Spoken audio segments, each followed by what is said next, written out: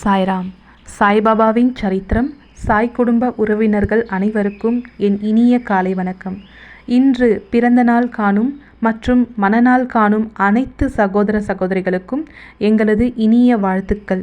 நாம் நம் பிரார்த்தனைகள் மற்றும் வேண்டுதல்கள் பலிக்க நம் சாய்பாபாவின் பொற்பாதங்களில் நம் கோரிக்கைகளை தொடர்ந்து 48 நாட்கள் சங்கல்பம் செய்து கொண்டு பிரார்த்தனாஷ்டகம் செய்வோம். சாய்பாபாவின் ஆசிர்வாதங்களோடு நம் பிரார்த்தனைகள் மற்றும் வேண்டுதல்கள் நிறைவேறி சாய்பாபாவின் அருள்மழை பெற்று மகிழ்ச்சியோடு வாழ்வோம். ஓம் சாய்ராம்.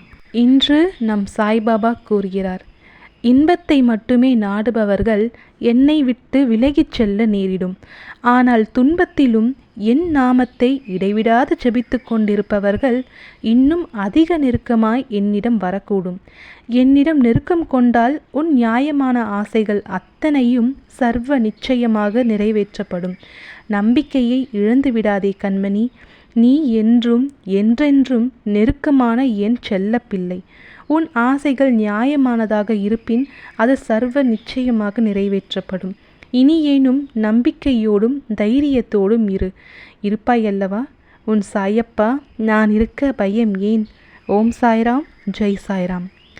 இன்று மன அமைதி பெறவும் மன அழுத்தத்திலிருந்து விடுபடவும் சிறப்பு பிரம்ம முகூர்த்த பிரார்த்தனாஷ்டகம்.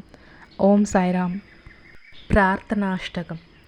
சாந்தமான மனமுடையவரே, சிறந்த அறிவுடையவரே, சாய்நாதா, அருள் நிறைந்தவரே, கருணை கடலே, சத்திய ஸ்வரூபமானவரே, மாயையாகிய இருளை அழிப்பவரே, ஜாதி மதங்களுக்கு அப்பாற்பட்டவரே, சாதனையின் முடிவை அடைந்தவரே, எண்ணங்களுக்கு அப்பாற்பட்டவரே, கருணைக்கு உறைவிடமே, ஷீரடி கிராமத்தில் உறைபவரே, ஓ சாய்நாதா, என்னை காப்பாற்றும், என்னை காப்பாற்றும்.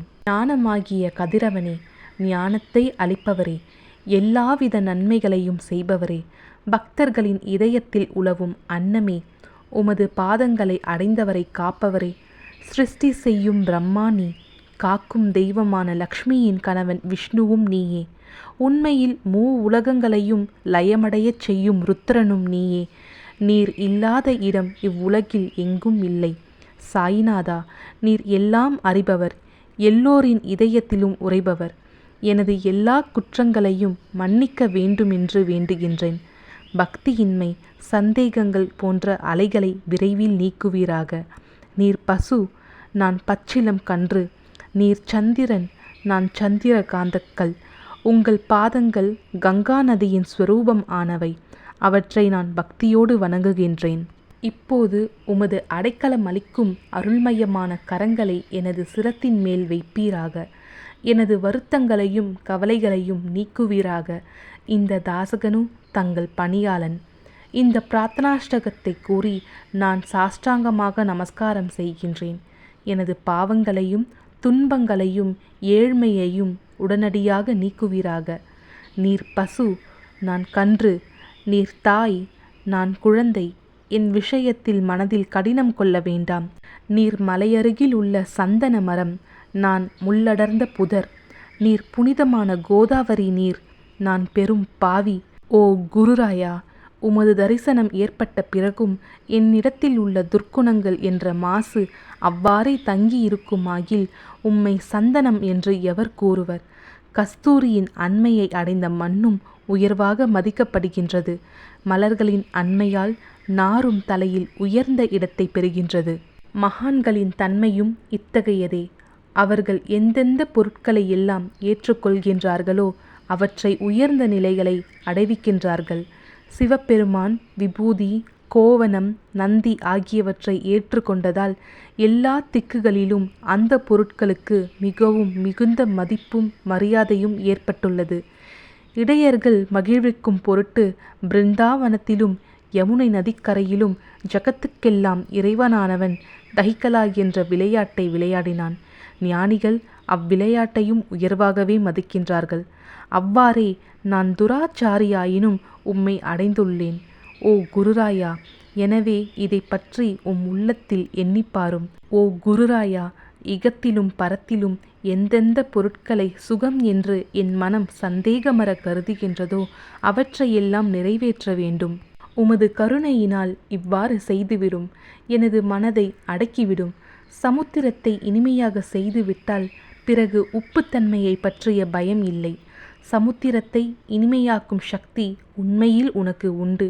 எனவே தாசகனுவின் இந்த வேண்டுதலை நிறைவேற்றுவீர். என்னிடம் என்னென்ன குறைகள் உள்ளனவோ அவை அனைத்தும் உமதே. சித்தர்களுக்கெல்லாம் அரசனான உமக்கு குறை என்பது பொருந்தாது. இப்பொழுது அதிகமாக சொல்வது எதற்காக? நீரே எனக்கு ஆதாரம். தாயினுடைய இடுப்பில் உள்ள குழந்தை இயல்பாகவே பயமுற்று இருக்கின்றது. ஓ மகாராஜா, இந்த துதியை எவரெவர் அன்புடன் படிக்கின்றார்களோ அவர்களுடைய விருப்பங்கள் நிறைவேற்றுவீர். இந்த துதியை படிப்பவர்களின் 3 வித தாபங்களும் 1 ஆண்டுக்குள் விலகிவிடும் என்பதே இந்த துதியின் மேல் உமது நிரந்தரமான அருளாசியாக இருக்கட்டும். ஸ்நானம் முதலியவற்றை செய்து முடித்த பின், சுத்தமாக ஆன பின், உங்களது மனதில் சுத்தமான பக்தியோடு தினமும் இந்த துதியை படிக்கவும். இவ்வாறு செய்ய முடியாவிட்டால் ஒவ்வொரு வியாழக்கிழமை அன்றும் மனதில் சத்குரு மூர்த்தியை இருத்தி படிக்கவும். அதுவும் கூட இயலாவிடில் ஏகாதசி தோறும் அதன் விளைவுகளை பார்ப்பதற்காக இந்த துதியை படியுங்கள். துதியை படிப்பவர்களுக்கு இறுதி கணக்கில் உயர்ந்த நிலையை குருமூர்த்தி அளிப்பார். நான் சொல்வதை கேட்டுக்கொண்டிருப்பவர்களே, இவ்வுலகியல் ஆசைகளை அவர் விரைவில் நிறைவேற்றுவார். இந்த துதியை பாராயணம் செய்வதால், மீண்டும் மீண்டும் படிப்பதால் முட்டாள்கள் அறிவாளிகள் ஆவார்கள். எவருக்காயினும் வாழ்நாள் குறைவாக இருப்பின் அவர்கள் இதை படிப்பதால் 100 ஆண்டு ஆயுள் உள்ளவர்கள் ஆவார்கள். இந்த துதியை படிப்பதால் செல்வத்திற்கு குறைவு இருந்தால் குபேரன் அவர்களது இல்லத்திற்கு வந்து பணி செய்வான். இது சத்தியம், இது சத்தியம், இது சத்தியம் என்று மும்முறை உரைக்கின்றேன். சந்ததி அற்றவர்களுக்கு இந்த துதியை படிப்பதால் குழந்தை செல்வம் கிட்டும். இதனை படிப்பவர்களின் ரோகங்கள் முற்றிலும் நீங்கிவிடும். தினம்தோறும் இந்த துதியை பாராயணம் செய்வதால் பயமும் கவலைகளும் நீங்கிவிடும். மதிப்பும் மரியாதையும் உயரும். அழிவற்ற பிரம்மத்தை உணர்வார்கள்.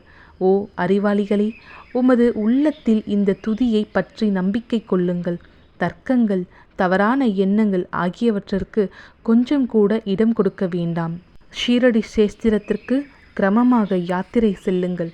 பாபாவின் திருவடிகளை மனதில் இருத்துங்கள். அவர் அனாதைகளின் உறவினர். பக்தர்களின் விருப்பங்களை பூர்த்தி செய்யும் கற்பகத்தரு. அவருடைய பிரேமையினாலேயே இந்த துதியை எழுதினேன். இல்லாவிடில் பாமரனாகிய என்னால் இத்தகைய படைப்பு எவ்வாறு ஏற்பட முடியும்? சக ஆண்டு 1918 ஆண்டில் பாத்ர பதமாதம் சுத்த பக்ஷத்தில் கணேச சதுர்த்தி திதி அன்று திங்கட்கிழமை 2வது பிரகாரத்தில் புனிதமான நர்மதா நதி தீரத்தில் மகேஸ்வரர் என்ற க்ஷேத்திரத்தில் ஸ்ரீ அகல்யா தேவியின் சன்னதியில் ஸ்ரீ சாயிநாத ஸ்தவன மஞ்சரி நிறைவடைந்தது. மகேஸ்வரம் என்ற புகழ்பெற்ற க்ஷேத்திரத்தில் இந்த துதி நிறைவடைந்தது. ஸ்ரீ சாயிநாதர் என் மனதுட்புகுந்து ஒவ்வொரு பதத்தையும் என்னை கூற வைத்தார். தாமோதரன் என்ற சீடன் இந்த துதியை எழுதினான். தாசகனுவாகிய நான் எல்லா மகான்களுக்கும் பணியாள். ஸ்ரீ சாயிநாத ஸ்தவன மஞ்சரி சம்சார சாகரத்தை கடக்க உதவட்டும். ஓ பாண்டுரங்கா, இதுவே தாசகனுவின் பக்தி மிகுந்த பிரார்த்தனை. மங்களம், சுபமங்கலம். ஸ்ரீ சச்சிதானந்த சமர்த்த சத்குரு ஸ்ரீ சாய்நாத் மகராஜ் கி ஜெய். ஓம் சாய்ராம்.